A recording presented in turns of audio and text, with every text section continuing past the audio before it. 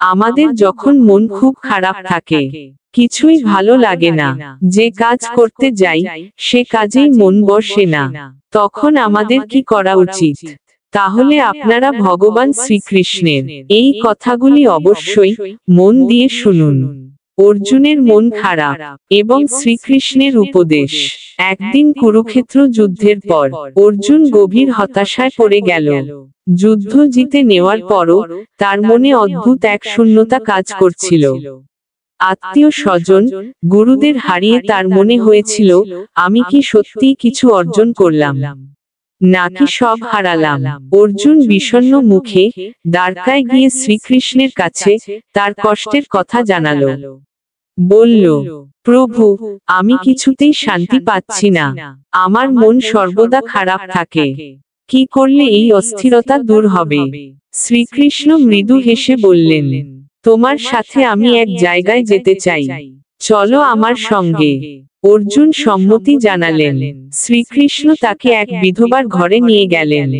সেই বিধবা খুব দরিদ্র ছিল, কিন্তু প্রতিদিন কৃষ্ণের নাম জপ করত ও ভক্তিভরে জীবন যাপন করত। শ্রীকৃষ্ণ তাকে জিজ্ঞাসা করলেন, মা, তোমার সংসারে তো অনেক কষ্ট, তবুও তুমি এত আনন্দিত কেন? বিধবা হেসে বলল, প্রভু, আমি জানি সবকিছু আপনার ইচ্ছায় ঘটে।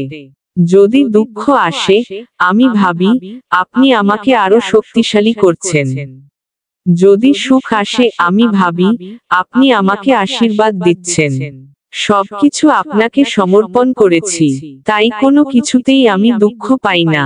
শ্রীকৃষ্ণ অর্জুনের দিকে তাকিয়ে বললেন, দেখলে অর্জুন, মানুষের মন খারাপ তখনই হয় যখন সে নিজের সবকিছু নিজের বলে ভাবে, কিন্তু যে সবকিছু আমাকে সমর্পণ করে তার হৃদয়ে কোনো দুঃখ থাকে না।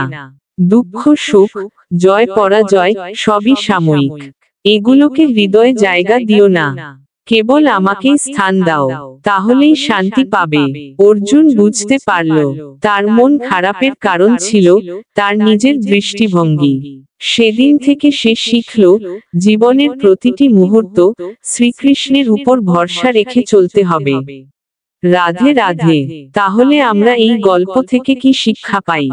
আমাদের জীবনে যখন মন খারাপ হয়, তখন আমাদের উচিত শ্রীকৃষ্ণের উপর ভরসা রাখা এবং মনে রাখা, যা কিছু হচ্ছে সবই তার ইচ্ছায় এবং মঙ্গলের জন্য হচ্ছে।